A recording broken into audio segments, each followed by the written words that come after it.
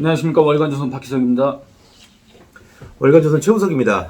이번 시간에는 우리 박혜석 기자와 김의겸 민주당 의원이죠. 한겨레 기자 출신 본인이 그랬나요? 어쨌든 뭐 최순실 특종을 썼다고 이렇게 알려진 뭐 그 사람인데, 그 사람이 이제 국회의원이자 민주당의 대변인인데 요번에 국정감사에서 윤석열, 한동훈이 청담동에 있는 모 술집에서 술을 먹었다.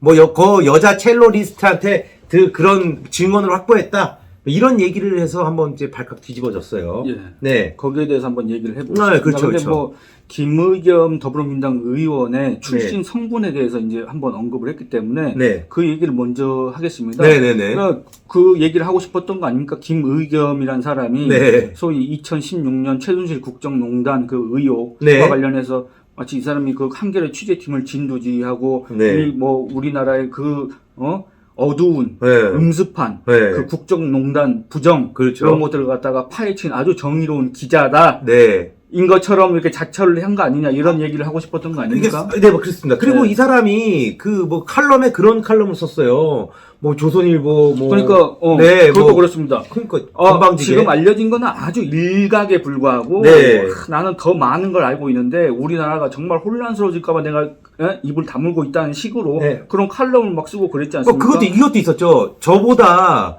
조선일보 기자들이 발로 뛰어서 더 많은 걸 아는데 보도를 안 하고 있다. 뭐 우리 우리 사장님의 우리 조선일보사 사장님의 조남을 얘기하면서 뭐 그랬었죠. 우리 김의겸 의원이. 그러니까 이 사람이 기자 시절에 뭘 그렇게 대단한 걸 했는지는 전 잘 모르겠고. 저도 모르겠어요. 모르겠고. 어쨌든 우리 국민들한테 알려진 거는 마치 최순실 그 사건 때 마치 뭐라도 아는 것 마냥 네. 그렇게 행세를 했는지 실제 뭘 알고 있었는지 어쨌든 그 이후로 우리 국민들이 김의겸이라는 이름을 조금이라도 알게 됐고 네. 이제 문재인 청와대에서 일을 했지 않습니까? 네. 문재인 청와대에서 일을 하다가 돌연 갑자기 부동산에 관심이 생겨가지고 네. 흑석동 상가주택을 36억인가 연끌했습니까? 네.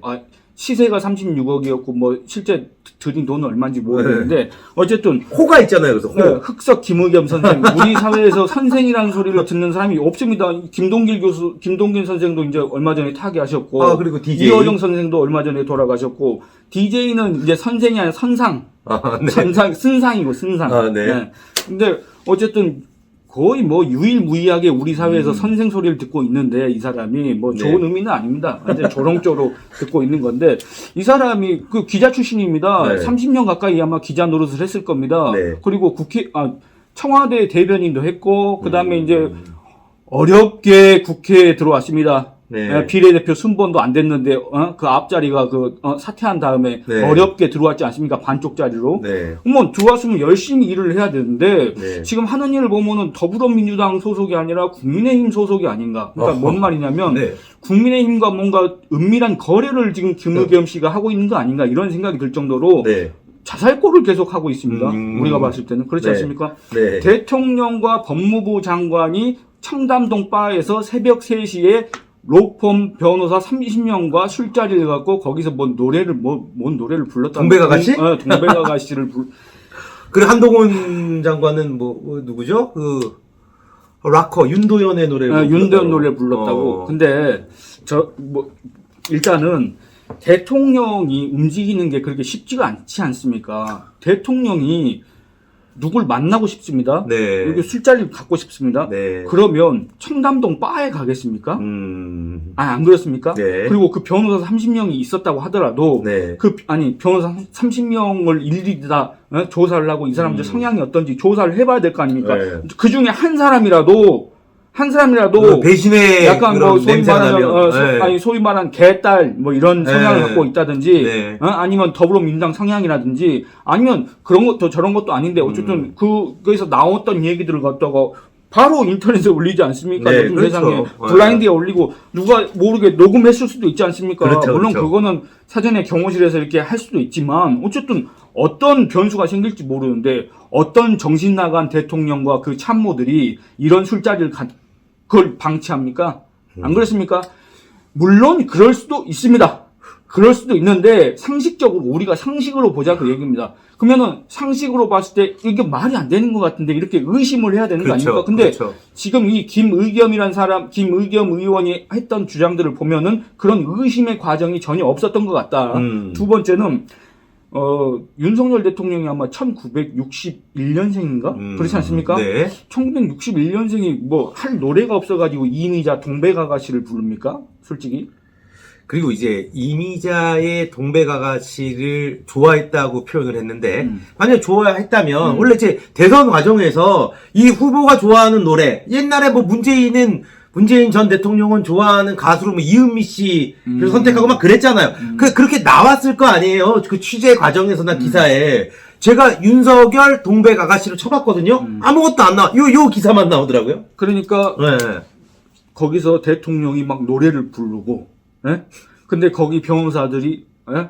거기서 또 30명이 착석을 해가지고 서로 막, 예? 놀고 이랬다. 이게 마치 뭘 연상케 하냐면, 이 주장이 네. 이런 궤변에 가까운 네. 주장. 그러니까 우리가 정말 믿기 네. 어려운 이 주장이 마치, 어디 은밀한 곳에서 이 따로 사람들을 불러가지고 네. 자기들끼리 뭔가 이런 게 즐기는, 예? 대통령이 국정을 네. 전혀 내팽개치고 술만 찾는 이런 어떤 이미지를 더 씌우기 위해서 네. 그리고 한동훈 법무장관은 아주 그 윤석열 자기 옛날 상관 이 사람한테 충성하고 이 사람 뒷공무니만 쫓아다니면서 술자리까지 술도 못 마시는데 술자리 가서 윤대원 노래나 부르고 앉아있는 아주 이 기회주의적인 출세지향적인 사람이라고 이미지를 더 씌우기 위한 어떤 이런 장치들 아니겠습니까? 네, 그렇죠. 물론 이게 사실이 아니라고 할 경우 이렇게 네. 비판을 할 수 있다 그겁니다. 근데 김의겸이라는 기자 출신 더불어민주당 국회의원이라고 한다면 이런 어떤 상식성에서 바라보고 그러면 이게 과연 사실인가 아닌가 이거를 체크를 해봐야 됩니다. 그렇죠. 이게 어려운 일이 아닙니다. 왜냐하면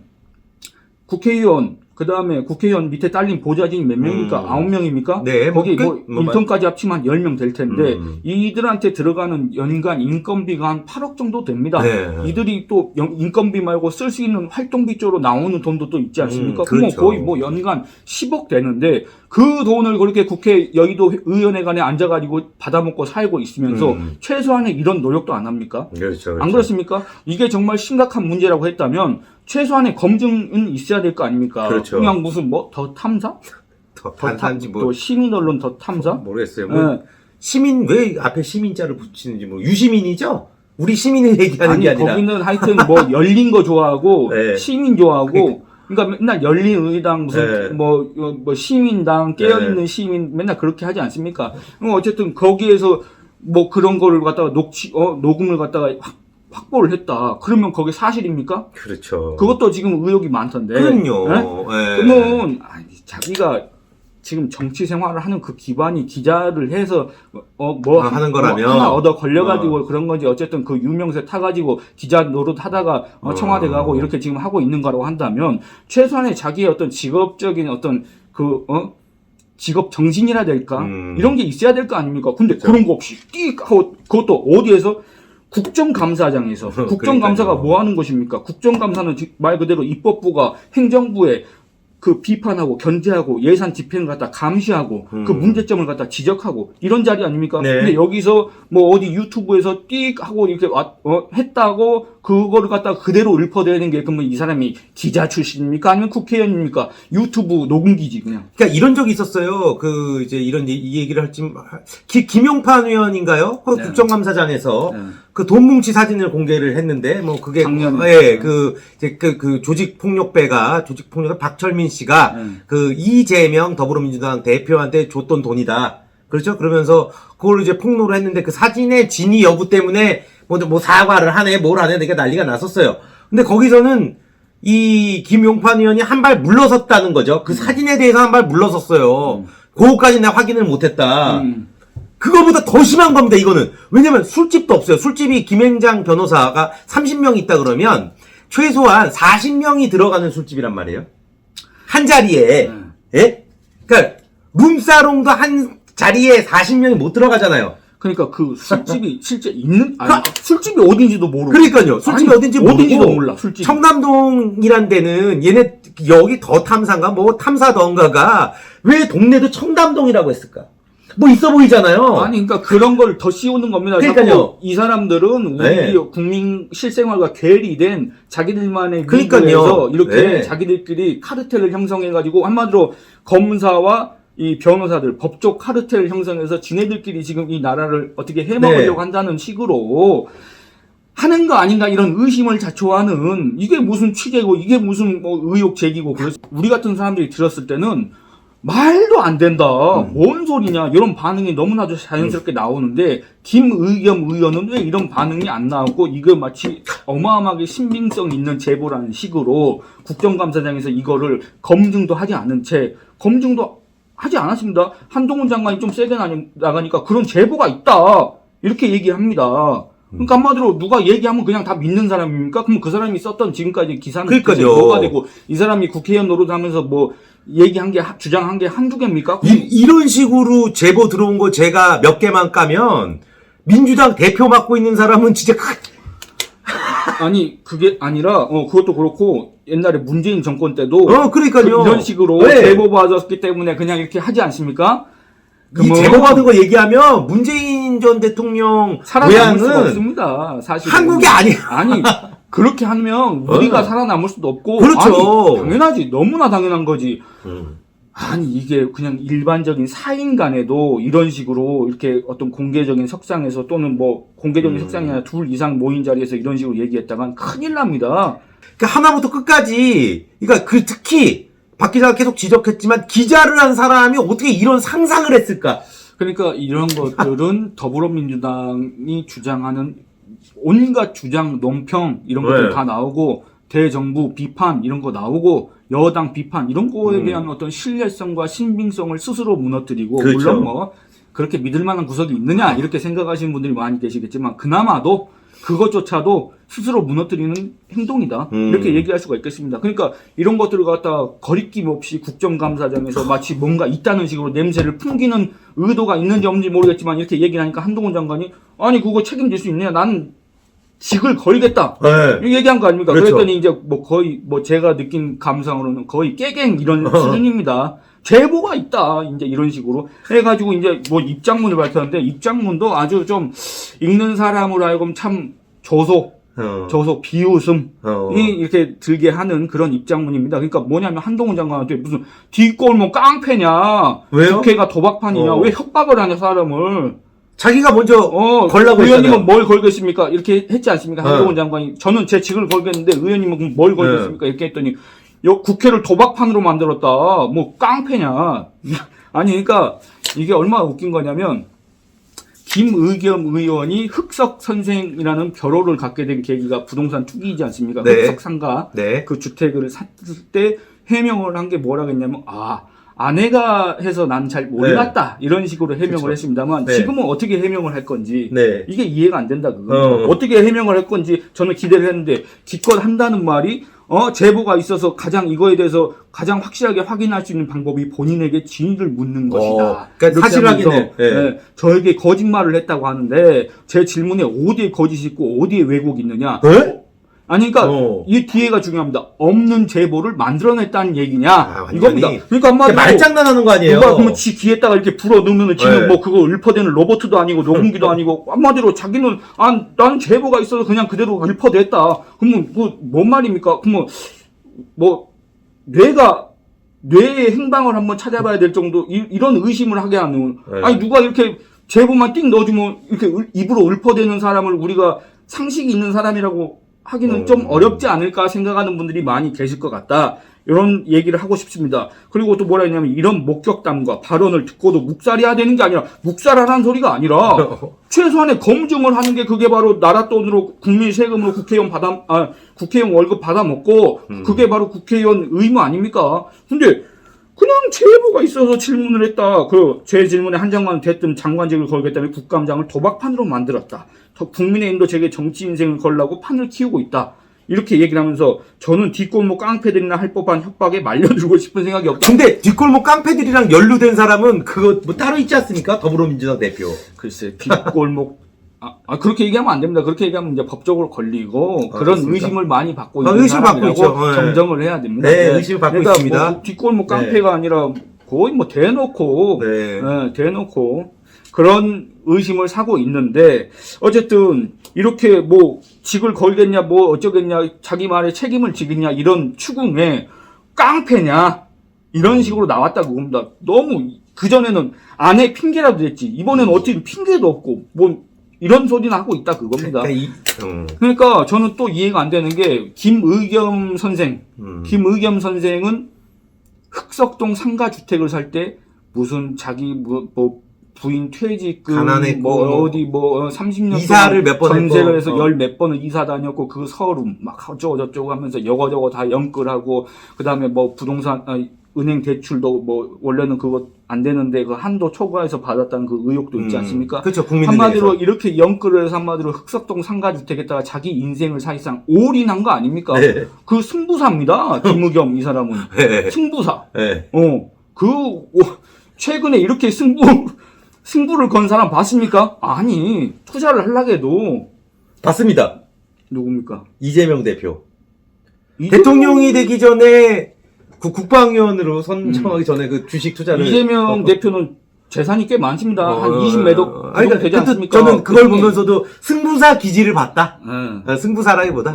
기질이 있다. 어쨌든 이 사람은 다 단위가 다르고 규모가 다르고 네. 이 사람은 자기의 모든 거 진짜 우리가 말 그대로 영혼을 네. 끌어 모아서 올인입니다. 이거 올인 흑석동 했다가 성공했잖아요. 했는데 이분이 그거 자기 아니 그러니까 이런 승부사 기질을 갖고 있는 김의겸 의원이 왜 한동훈 장관 앞에서니까 쩔쩔맵니까? 뭐 깡패냐고 이렇게 울먹거리고 있습니까? 이런 모습을 보이면 안 된다 그겁니다. 최소한의 국회의원이라고 한다면 그렇지 네, 않습니까? 맞습니다. 당당하게 해야지. 안 그렇습니까? 네. 그래서 한편으로는 김의겸 의원한테 당당하게 임하라. 네. 올인해라. 올인해라. 걸어라. 걸어라. 승부를 한번 봐라. 네. 여기서 만약에 이기지 않습니까? 네. 어마어마한 스타가 되는 겁니다. 지면 어떻게 진짜로. 됩니까? 네? 지면 어디 흑석동에 가든지 딴 데 어디 집 얻었으니까 거기 가서 살든지 그래야 될 거 아닙니까? 네. 아니 그러니까 큰 의미는 없지만 뭐 네. 김의겸의 정치 생명이 뭐 우리 국민들한테 그렇게 큰 의미가 있겠습니까? 그렇지 않습니까? 더불어민주당에 169명이나 있는데 국회의원이 김의겸 한 명 국회의원직 사퇴한다고 더군다나 비례대표여서 그 사람 물러나면 딴 사람이 채우면 됩니다. 네. 그렇지 않습니까? 네. 무슨 그렇게 큰 의미가 있고 무슨 국민 생활에 그렇게 큰 타격이 있다고 그 직을 못 겁니까? 더군다나 우리 국민이 선출한 국회의원이 아니지 않습니까? 네. 비례대표 한 번 받은 거 아닙니까? 그것도 앞 사람이 사퇴해가지고 받은 거 아닙니까? 어부지리식으로. 그거 뭐 그렇게 연연합니까? 승부를 걸라 그겁니다. 그리고 한편으로는 요즘에 이렇게 생각하는 사람도 많이 있을 겁니다. 대체 국민의힘과 김의겸 무슨 관계인가? 김의겸은 왜 이렇게 더불어민주당에 몸을 담고 있으면서 국민의힘을 도와주는 일만 하고 있을까? 네. 국민의힘이 뭐라도 이렇게 뒤로 찔러준 거 아닌가? 이런 의심마저 네. 제기되고 있는 상황 아닌가? 네. 이런 생각이 듭니다. 그러니까 김의겸 의원이 계속 총선 때까지 활약해줬으면 하는 바람입니다. 아니 그러니까 김의겸 의원 입장에서는 이 한동훈 장관이라는 사람이 이게 정치적으로 상당히 뭔가 그런 위상이라고 해야 될까? 물론 이 사람이 정치 경험이 아예 없고 지금 현재 행정부의 장관으로 있기 때문에 뭐 정치 이렇게 엮는 건 좀 무리가 있습니다만 네. 어쨌든 여론조사라면 대선 주자 지지율이 지금 꽤 나오지 않습니까? 네. 이런 어떤 차기 주자를 자기가 잡아가지고 저격을 해가지고 뭔가 뜨고 싶다 이런 욕심은 제가 이해하는데 너무 허술해요. 그 욕심에 비해서 가진 능력과 실력과 이런 것들이 좀 부족하지 않나? 네, 뭐 그렇게 보입니다. 이런 자성을 한번 해봐야 되지 않을까? 네, 그런 생각이 듭니다. 알겠습니다. 네. 하여튼 뭐 이번 시간 여기서 마치고 다음 시간에도 또 재미있는 소식으로 찾아뵙도록 하겠습니다. 감사합니다. 감사합니다.